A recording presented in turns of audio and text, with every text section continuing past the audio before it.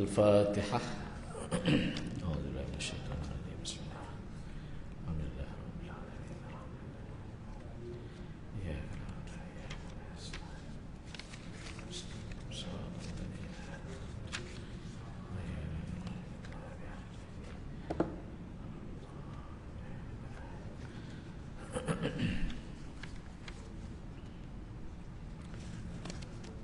Assalamualaikum warahmatullahi wabarakatuh.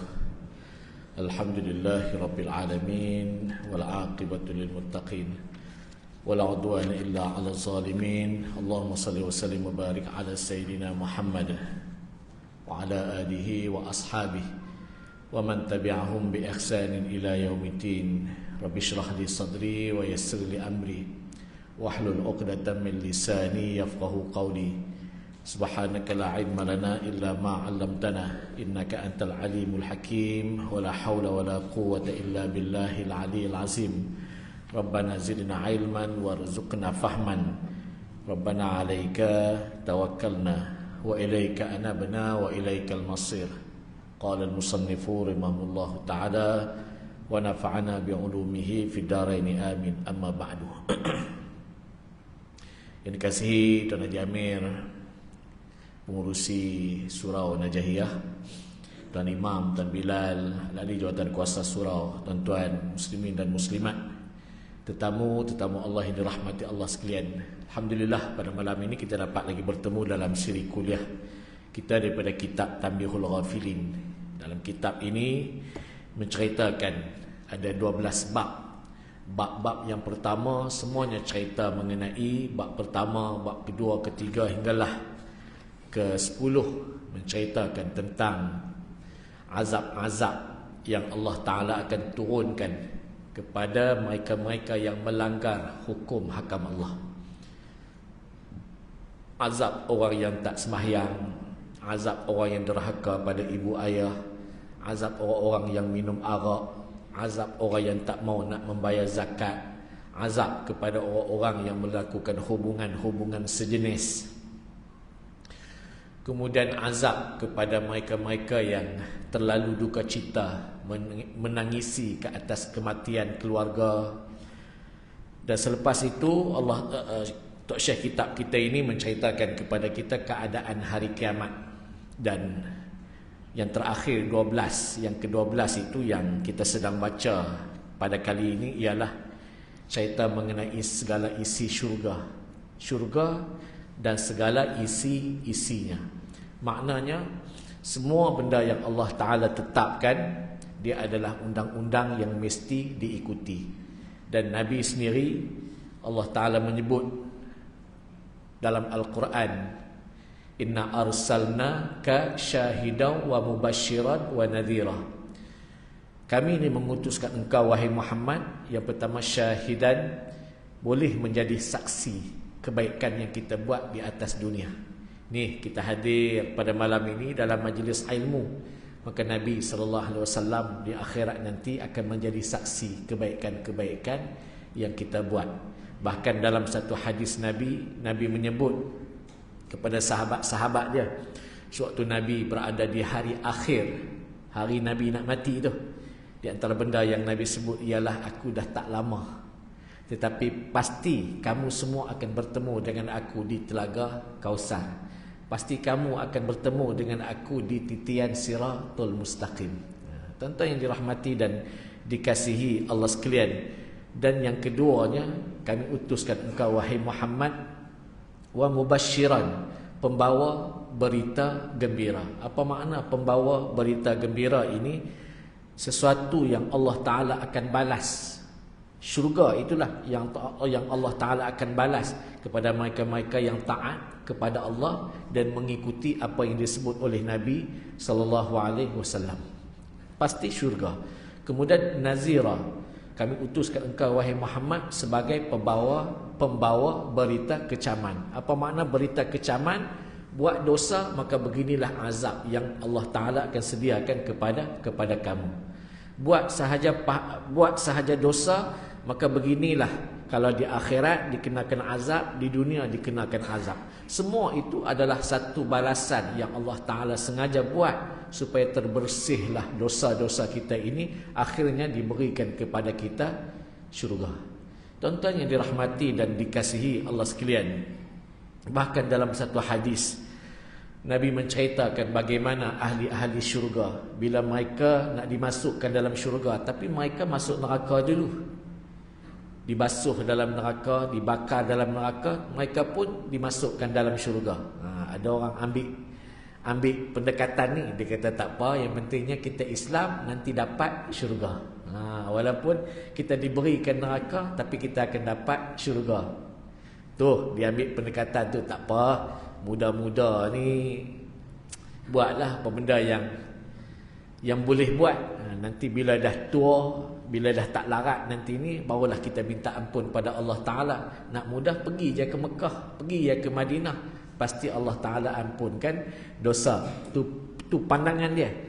Tetapi apabila dalam satu hadis Nabi menceritakan, apabila orang-orang yang masuk neraka ini dikeluarkan daripada neraka masuk syurga kerana dah dibasuh dosa dalam neraka, maka pada waktu itu mereka menjadi malu.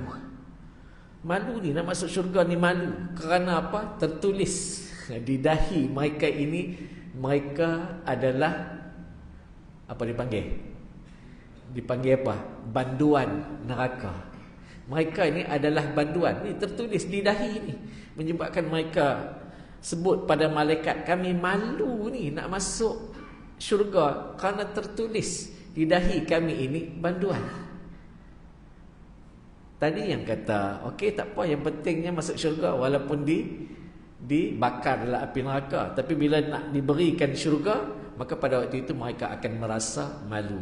Tuan-tuan yang dirahmati dan dikasihi Allah sekalian, ini di antara benda yang Nabi berkongsi kepada kita agar apa jua yang diperintahkan oleh Allah, yang diceritakan oleh Nabi ini, kita dapat buat. Yang tinggal kena tinggal, yang buat kena buat, supaya apa? Total kita boleh masuk ke dalam syurga Allah Subhanahu wa taala. Tuan-tuan yang dirahmati dan dikasihi Allah sekalian, mari tengok apa benda yang disebut oleh Tok Syekh kitab kita ini. Yang pertamanya, diambil satu riwayat hadis mengenai syurga Hadiratil Qudsi. Allah berfirman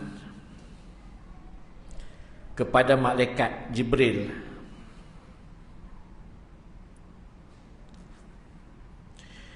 dia kata di syurga khuldi, Jibril pun berjalan sehingga bertemu dengan syurga Adnin yang belum pernah dilihat syurga sebesar itu, dan di situ terdapat satu malaikat yang mengawal syurga. Di antara benda yang diceritakan oleh Tok Syekh kitab kita ini, dia cerita satu hadis Nabi bahawa apabila penghuni syurga ni masuk ke dalam syurga, maka Allah berfirman kepada malaikat Jibril, bawakan kepadaku syurga yang bernama Hadiratul Qudsi. Dalam syurga ni ada satu tempat, Hadiratul Qudsi. Dia satu tempat yang suci. Dalam riwayat yang lain, dia menceritakan tentang syurga yang di bawah, di atasnya ada qubbatun bayda, ada satu kubah yang berwarna putih. Maka Jibril bertanya pada Allah, di mana Hadiratul Qudsi, tempat yang cukup baik ini? Maka Allah berkata, di syurga khuldi. Bila nak pergi ke syurga khuldi itu, Jibril berjalan sehingga bertemu dengan satu syurga yang dipanggil syurga Adnin. Dan diceritakan malaikat, ada satu malaikat yang sedang menjaga syurga tersebut. Dalam satu riwayat daripada Ibnu Abbas, dia telah berkata bahawa malaikat tersebut, Ibnu Abbas berkata berkenaan malaikat tersebut, kata dia, demi Allah yang maha kuasa, tiada Tuhan selainnya, jikalaulah diangkat kedua-dua kaki malaikat itu daripada tempatnya, kemudian dijatuhkan ke atas dunia, nescaya penuhlah 7 petala langit dan bumi ini dengan kakinya. Tentu yang dirahmati dan dikasihi Allah sekalian, yang pertama, syurga ni dia adalah tempat yang privacy lah. Maknanya tak ada siapa-siapa pun boleh masuk. Macam mana istana-istana yang ada di atas dunia ni, bukan senang-senang nak masuk. Bahkan kalau saya tanya pada tuan-tuan, tuan-tuan pernah pergi tak pejabat menteri besar? Ya, kan? Tuan-tuan pernah pergi? Itu bukan istana tu, tu menteri besar. Tak payah tanyalah sultan. Ini di atas dunia. Dan Allah Ta'ala ceritakan bagaimana syurga ini bukan mudah untuk masuk. Yang pertamanya, nak masuk syurga kena melakukan amalan-amalan yang Allah Ta'ala nak beri syurga. Yang keduanya, syurga ini tempat yang privacy ini, kata Nabi, dia dijaga oleh malaikat yang kalau dia angkat kaki sahaja pun daripada syurga, letak sahaja di atas dunia, penuh kaki dia. Maknanya yang jaga syurga pun bukan biasa-biasa punya malaikat. Dalam satu hadis Nabi yang lain, Nabi cerita tentang pintu syurga ya. Pintu syurga ni, nak pergi ke pintu syurga satu lagi, luasnya 40 tahun perjalanan. 40 tahun tuan-tuan. Lama tidak, bukan sekadar lama, luasnya. Syurga, satu syurga, nak pergi syurga satu lagi itu berapa tahun? 40 tahun perjalanan. Maknanya yang pertama luas. Yang keduanya, Allah Ta'ala nak beri syurga ini satu tempat yang senang, yang tak berebut, yang kita kata boleh duduk dalam keadaan yang cukup selesa. Ni tuan-tuan datang surau pada malam ini, selesa tidak? Ya, amat selesa. Sangat-sangat selesa. Ni diceritakan bahawa inilah umpama syurga, dan majlis ilmu ini dipanggil sebagai Radhatun min Riyadil Jannah, satu daripada taman-taman syurga. Kalaulah taman syurga di atas dunia ini kita tak pernah hadir, macam mana nak dapat syurga di akhirat? Tu persoalan dia. Kalau taman syurga di atas dunia ini yang ditetapkan oleh Nabi, yang taman syurga ini dipenuhi dengan majlis-majlis ilmu, dipenuhi dengan benda-benda yang baik, dipenuhi dengan ayat-ayat Al-Quran, dipenuhi dengan hadis-hadis Nabi, dipenuhi dengan nasihat menasihati. Atas dunia ni kita tak pernah datang. Macam mana nak dapat syurga yang hakiki di akhirat? Yang syurga itu bukan sekadar dapat sahaja syurga, ada spesial lagi. Ada orang yang mendapat rumah-rumah di dalam syurga. Ada orang yang mendapat bidadari di dalam syurga. Ada orang yang mendapat minuman-minuman baik di dalam syurga. Tentunya dirahmati dan dikasihi Allah sekalian. Jibril memberi salam kepada pengawal pintu syurga itu. Bila Jibril sampai di situ, Jibril pun beri salam, kata Nabi. Lalu dijawabnya salam, kemudian bertanya, siapakah engkau ini? Malaikat yang jaga pintu syurga tadi ni tanya, siapakah kamu? Tanya ke Jibril tu, siapakah kamu? Jibril berkata, akulah Jibril, utusan Tuhan sekalian alam. Utusan Tuhan sekalian alam. Maknanya Jibril ni dia siapa? Dia adalah duta Allah Subhanahu wa taala untuk alam ni. Malaikat itu berkata, Maha suci Allah, ada yang bernama Jibril tidak pernah aku dengar sama sekali. Itu dia. Maknanya malaikat ni dia kerja dia jaga pintu syurga. Dia tak ambil hal ikhwan yang lain. Macam kita lah, kalau kawan kita ni dia terlalu baik, kita kata apa kat dia? Dia ni jenis malaikat. Jenis malaikat, tak pernah fikir nak buat benda yang jahat, tak pernah fikir nak buat benda-benda yang tak baik. Hidup dia ni kira buat benda baik je. Dalam bahasa kita, pijak semut pun tak mati. Ni orang sebut. Dan inilah malaikat. Kerja dia, yaf'aluna ma yu'marun. Allah Ta'ala sebut dalam Quran. Dia akan buat apa yang diperintah kepada dia. Untuk jaga pintu. Jaga pintu. Yang pertama. Yang keduanya, nak menceritakan kepada kita bahawa malaikat ini ramai. Tuan-tuan pergi di Mekah. Kaabah di Mekah kan kita tawaf. dia terberhenti tawaf itu waktu Covid lah. Tapi di atas daripada Kaabah itu, ni di langit yang ketujuh sana tu, para malaikat pun sedang tawaf seperti mana kita tawaf di Kaabah. Berapa banyak para malaikat yang tawaf satu-satu masa? 70,000 ke 700,000 para malaikat. Ni mengelilingi Kaabah daripada tingkat mereka. Tuan-tuan yang dirahmati dan dikasihi Allah sekalian, maknanya malaikat ini, di kalangan malaikat pun mereka tak kenali. Macam kita lah, kan? Bukan semua orang yang ada di atas dunia ini kita kenal. Tetapi lebih haru lagi kalau kita lebih kenal orang-orang yang buat maksiat daripada orang-orang yang buat baik. Kita lebih kenal artis daripada para ulama. Kita lebih kenal orang-orang yang buat benda-benda yang tak elok daripada orang-orang yang buat benda-benda yang elok. Jaga-jaga tuan-tuan. Jaga-jaga tuan-tuan. Kenapa? Orang yang baik boleh menjadikan kita baik, orang yang jahat dia akan boleh menjadikan kita ini jahat. Sebab tu Imam Ghazali disebut dalam kitab Ihya, dalam kitab Minhajul Abidin, dia kata cara nak jadi hamba Allah yang baik, yang pertama kena berhati-hati dengan manusia. Kena berhati-hati dengan manusia. Kerana manusia ini ada yang menarik kita ke tempat yang jahat, tapi ada manusia yang menarik kita ke tempat yang baik. Maka cari manusia yang menarik kita ke tempat-tempat yang baik.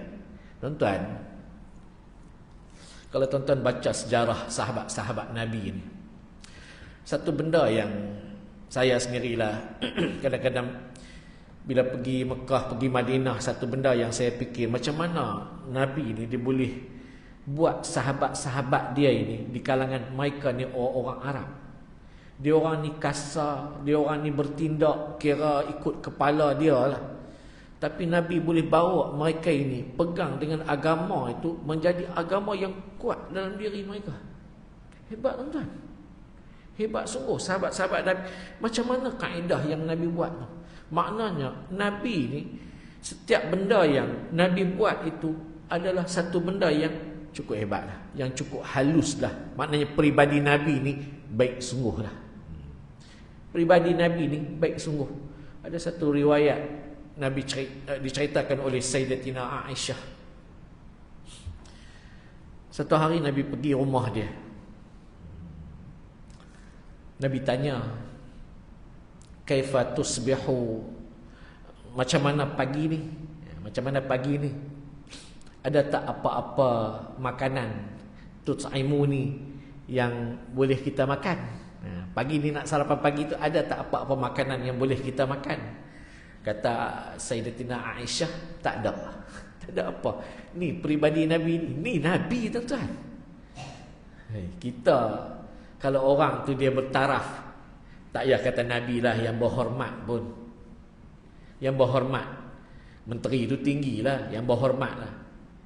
Ada tak makan di rumah kita? Ada.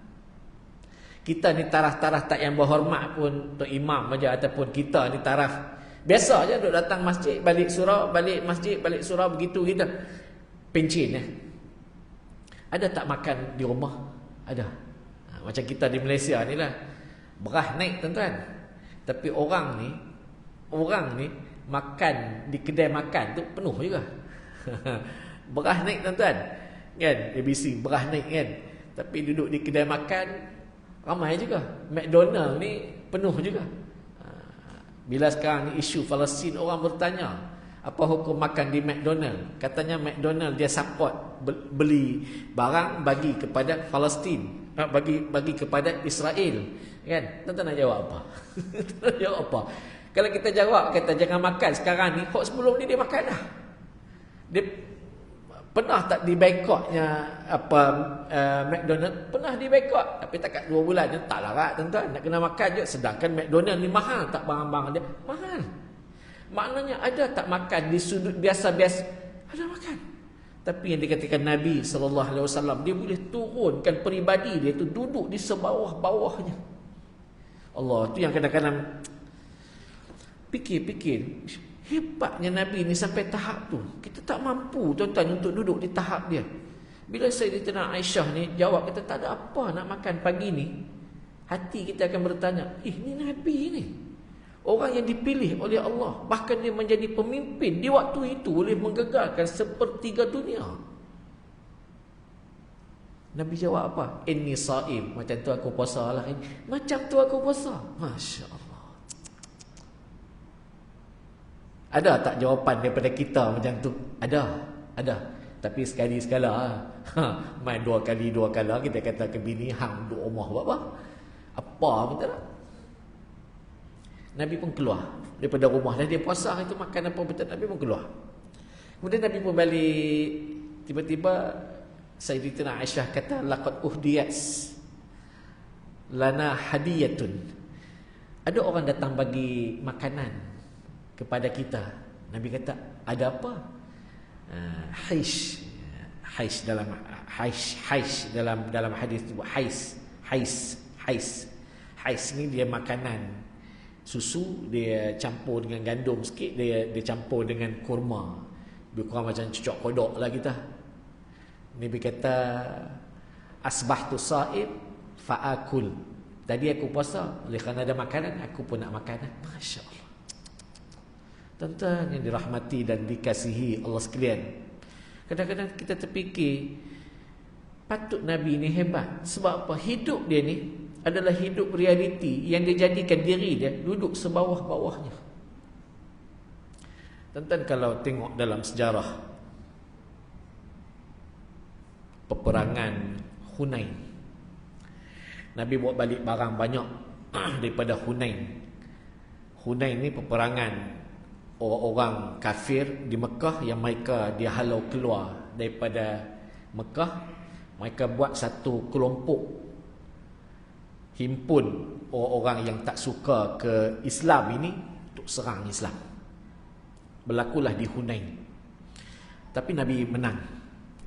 Dan bila Nabi bawa balik semua rampasan perang ini di Ja'ranah, atau Ja'ranah, tentang pergi umrah, pergi Ja'ranah. Di situ maka Nabi telah membahagikan harta-harta rampasan perang ini banyak kepada orang-orang yang bawa masuk Islam di Mekah. Di antaranya Abu Sufyan, anak-anak dia, keluarga dia bawa masuk Islam. Nabi bagi. Maka orang-orang Madinah ni tak puas hati.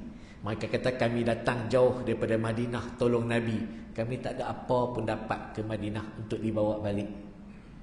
Nabi jumpa mereka dan Nabi kata, araditum ayazhabu bisyats wal ba'ir wa antum tarhaduna bi Rasulillah. Nabi kata pada mereka, kamu tak redha kah kalaulah semua mereka-mereka yang ada ini dapat bahan-bahan ini, dapat kambing, dapat lembu, dapat harta rampasan perang ini, mereka dapat, kamu tak redha kan mereka dapat barang-barang yang tu, sedangkan kamu akan dapat aku untuk dibawa balik ke Madinah. Tu dia. Maknanya apa? Kamu tak mau tak aku? Kamu tak maukah kepada aku yang aku ni rela bawa diri aku balik bersama kamu di Madinah? Adakah kamu nak aku ataupun kamu nak barangan-barangan rampasan perang tadi? Sahabat-sahabat menangis. Terus mereka kata, tak apa, kami tak dapat barang-barang pun tak apa. Dapat Nabi pun okey lah. Masya Allah. Dapat Nabi tu kira powerful lah. Tak bagi apa pun. Dengan Nabi ni, tak bagi apa pun tak apa. Mereka dah rasa puas. Puas itu dipanggil apa? Iman. Puas ni dipanggil iman. Macam kita lah. Bila boleh beriman, kita rasa puas. Bila kita boleh bagi sedekah kepada Palestin, kita rasa puas. Puas itu adalah iman. Sebab tu tuan-tuan, isu-isu yang berlaku di negara Islam, di negara kita ini, berlaku benda-benda baik ini, bila kita rasa seronok, dia adalah iman. Yang keduanya, berlaku benda-benda yang sebegini ini, dia sebenarnya nak memegang hidayah kita dengan Allah. Petunjuk kita kepada Allah ni sebenarnya sedang memegang kita supaya tidak terkeluar daripada agama. Sebab tu jangan main-main tuan-tuan isu Palestin. Walaupun kita tak payah pergi perang, tapi kurang-kurang kita membantu dengan doa. Seolah-olah Tuhan sedang memegang hidayah kita ini supaya kita tak sesat. Berapa ramai orang yang tak hirau dengan isu-isu Palestin ni, dia kata biar pergi negara dia. Hamas tu yang buat pasal, mula-mula pergi serang Israel buat apa? Tu. Ada pula orang Malaysia kita ni pergi ambil pula bendera Israel, pergi bubuh tu ni, dalam pipi ni. Kan teruk tuan-tuan.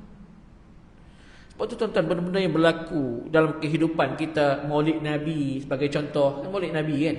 Maulid Nabi ni berkaitan dengan Maulid Nabi, sebulan, 2 bulan kita buat ceramah, kita buat apa benda sekalipun, benda tu sebenarnya secara sedar ataupun tidak, dia sedang menjaga hidayah kita. Bila sebut Nabi, kita tanya Islam. Isu yang terbaru ni isu apa? Isu nikah, kahwin ni perlih. Isu kahwin ni perlih kan, sah ke tak sah ya.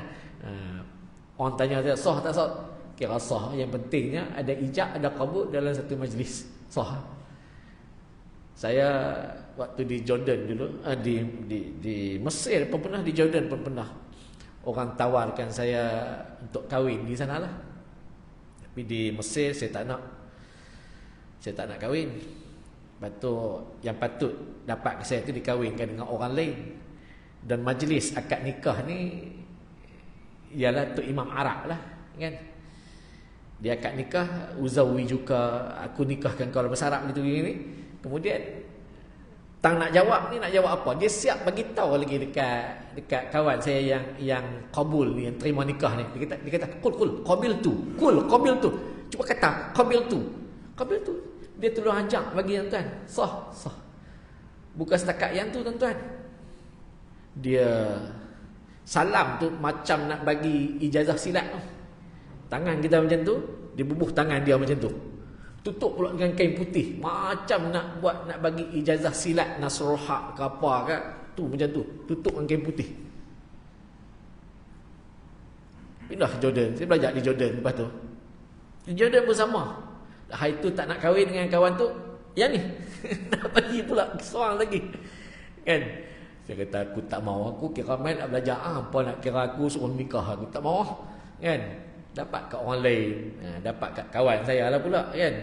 Kawan saya tu pula hari ni jadi birah saya lah. Dia dapat kakak kan, dia ambil kakak, hari tu patut bagi kakak, saya dapat adik. Tak apalah kan, ikut suka lah kata kan.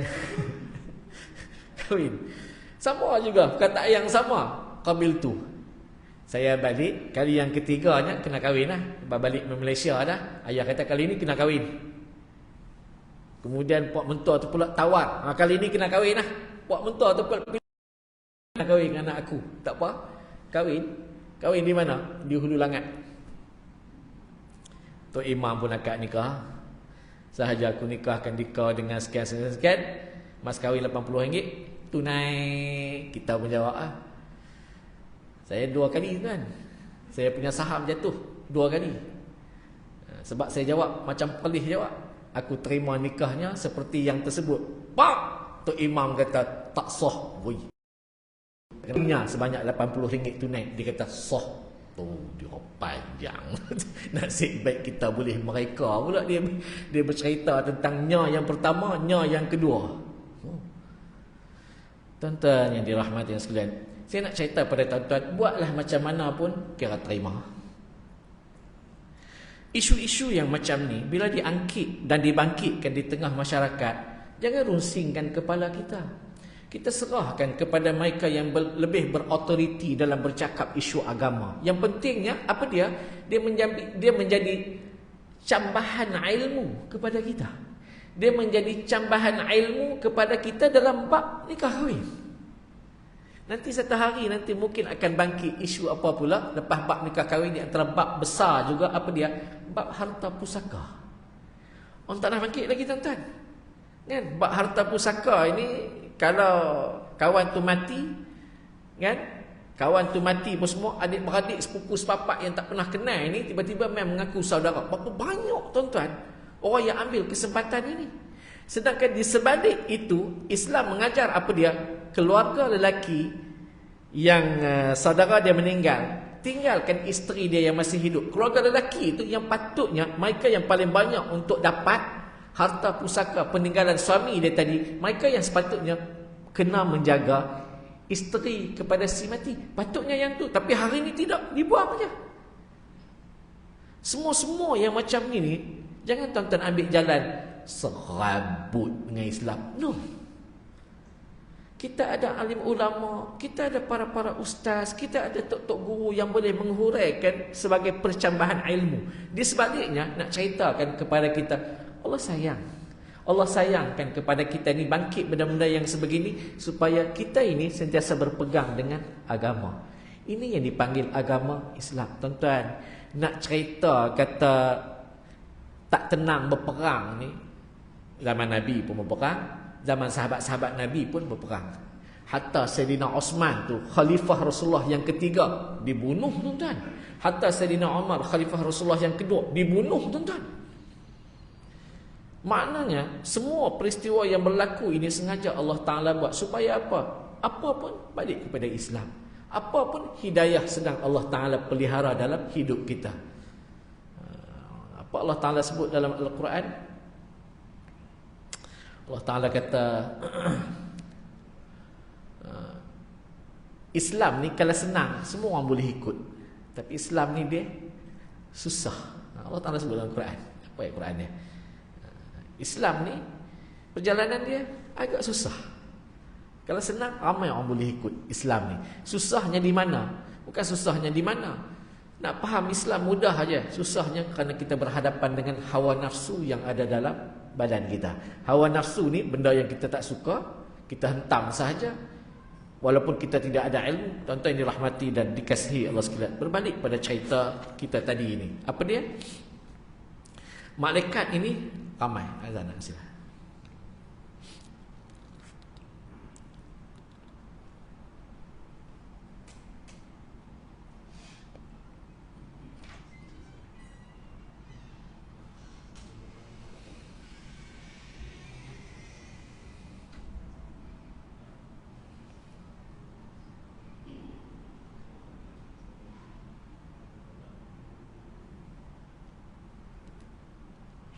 الله أكبر.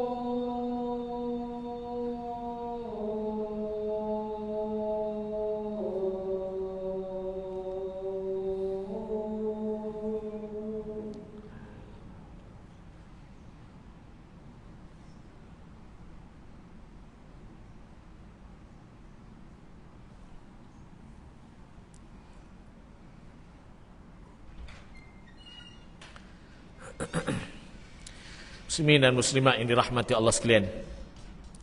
Bila Jibril masuk bertemu dengan malaikat yang menjaga syurga Al-Khuldi ini, maka malaikat itu bertanya, siapa kamu? Akulah duta Allah.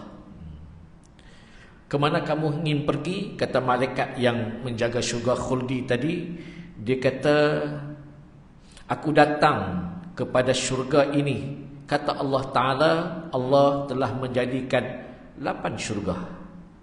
Allah telah menjadikan 8 syurga.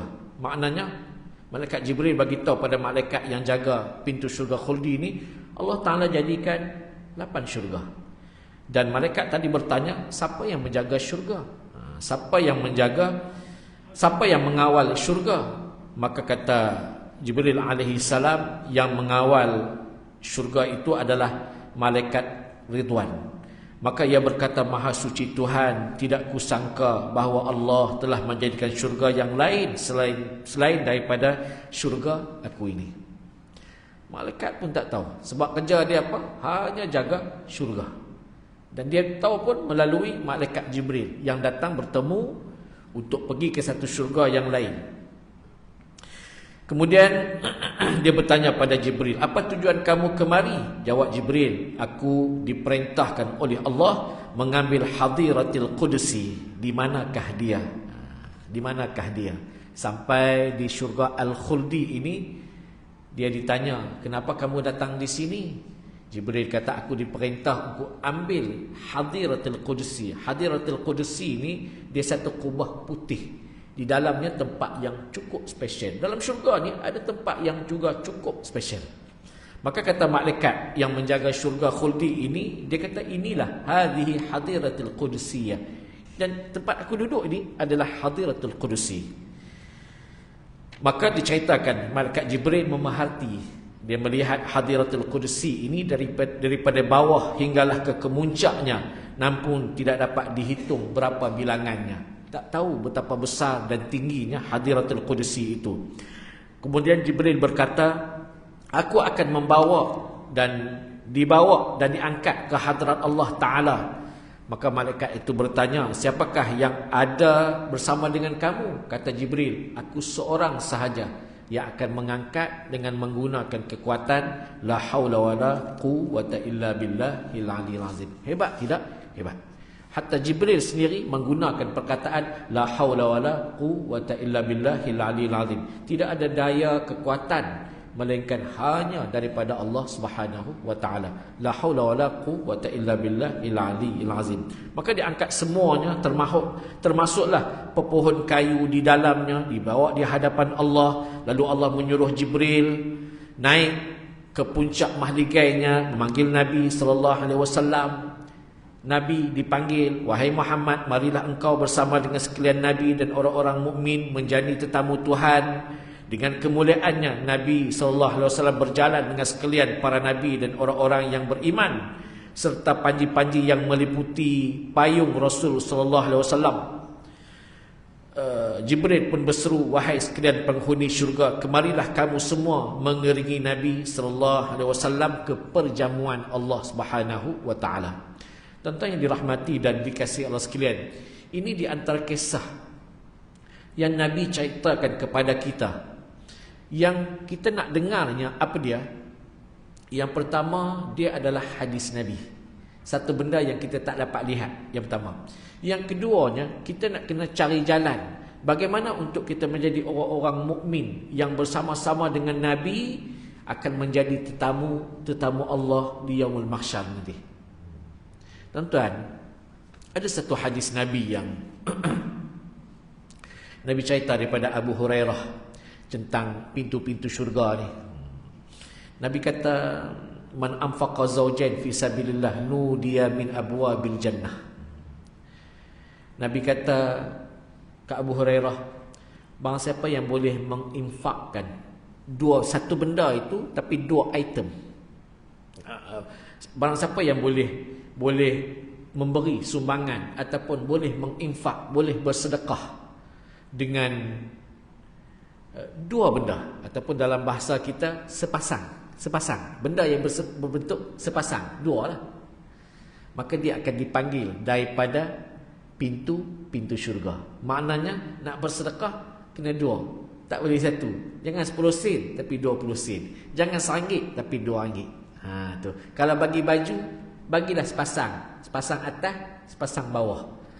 Maknanya kalau beli kasut mesti dua memberi dua itu, sepasang itu, dia adalah mereka di antara orang-orang yang akan dipanggil masuk melalui pintu syurga. Ini Nabi beritahu. Kemudian, ya Abdullah, hadza khair. Kata Nabi SAW, wahai hamba Allah, yang ini adalah kebaikan. Faman kana min ahli salah nudiya min babi salah. Orang-orang yang dia suka sembahyang, maka dia akan dipanggil daripada pintu sembahyang. Dalam syurga ni banyak pintu. Di antaranya ialah pintu sembahyang. Faman kana min ahlil jihad du'a min babil jihad. Siapa yang dia ini orang yang suka berjihad, berjuang, maka dia akan dipanggil daripada pintu jihad. Wa man kana min ahli siyam du'a min babil rayyan. Barang siapa yang suka berpuasa, maka dia akan dipanggil daripada pintu yang bernama Rayyan. Wa man kana min ahli sadaqah du'a min babil sadaqah. Barang siapa yang dia suka bersedekah, maka dia akan dipanggil daripada pintu sedekah. Kemudian Sayyidina Abu Bakar berkata, bi abi wa ummi anta wa ummi ya Rasulullah, ala man du'iya min tilkal albwab min darurah. Kata Sayyidina Abu Bakar, demi ibu bapa aku, demi ibuku, demi ayahku, demi ibu aku dan demimu ya Rasulullah, siapakah mereka-mereka yang akan dipanggil daripada pintu-pintu tersebut? Fahal yudra ahadun min tilkal abwab. Adakah setiap daripada kita ni akan dipanggil daripada pintu-pintu tersebut? Kata Nabi SAW, ya. Maknanya barang siapa yang dia boleh melalui dalam hidup dia dengan amalan-amalan yang disebut, suka memberi sumbangan, suka sembahyang, suka berjihad, suka berpuasa, suka bersedekah, dia akan dipanggil daripada pintu-pintu berkenaan. Dan Nabi sebut pada Sayyidina Abu Bakar, wa arju an takuna minhum, dan aku ni berdoa supaya kamu termasuk di kalangan mereka. Tuan-tuan, satu hari Nabi duduk dengan sahabat-sahabat Nabi, dan Nabi berkata, Nabi bertanya, wahai sahabat-sahabatku, siapa yang pada hari ini dia puasa? Sayyidina Abu Bakar angkat tangan. Dia seorang Nabi tanya lagi, siapa yang pada hari ini dia dah bersedekah? Dalam ramai-ramai itu Sayyidina Abu Bakar angkat tangan. Nabi kata, siapa yang pada pagi ini dia dah ziarah orang mati? Sayyidina Abu Bakar angkat tangan. Kan?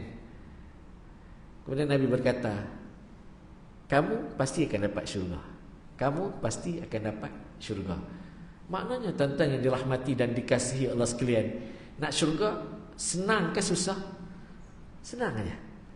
Sebab itu tuan-tuan yang dirahmati Allah sekalian, apa-apa jua yang diperintahkan oleh Allah, buat. Jangan bangga-bangga. Tengoklah satu benda yang ada di hadapan kita, selama mana benda ini baik, sengaja Allah Ta'ala buat di hadapan mata kita untuk tambah ilmu dan supaya hidayah kita terjaga. Tuan-tuan yang dirahmati Allah, banyak lagi kalau kita nak bercerita. InsyaAllah kita sambung lagi pada bulan 12 tuan-tuan, no? Bulan 11, bulan depan ni saya cuti. Saya nak pergi umrah 21 bulan 11. Jadi kira-kira balik tak sempat jumpa Ustaz. InsyaAllah kita jumpa lagi pada bulan 12 insyaAllah tuan-tuan. Yang baik daripada Allah, yang kurang daripada kelemahan saya sendiri. Wabillahi taufiq. Assalamualaikum warahmatullahi wabarakatuh. Bismillahirrahmanirrahim. Allahumma rzuqna fahman nabiyyin wa hifdzal mursalin ilhamal malaikatul muqarrabin fi afiyati ya arhamar rahimin. Allahumma rzuqna fahman nabiyyin wa hifdzal mursalin ilhamal malaikatul muqarrabin fi afiyati ya arhamar rahimin. Alhamdulillahirabbil alamin. Subhanakallahumma bihamdika asyhadu an la ilaha illa anta astaghfiruka wa atubu ilaik. Wal 'asri innal insana lafi khusrin illa alladziina aamanu wa 'amilus solihati wa tawassaw bil haqq. Ada ikan kering, ikan sungai ada dalam kereta saya lah. Lain daripada kopi kacang ada dalam kereta. Wallahu a'lam.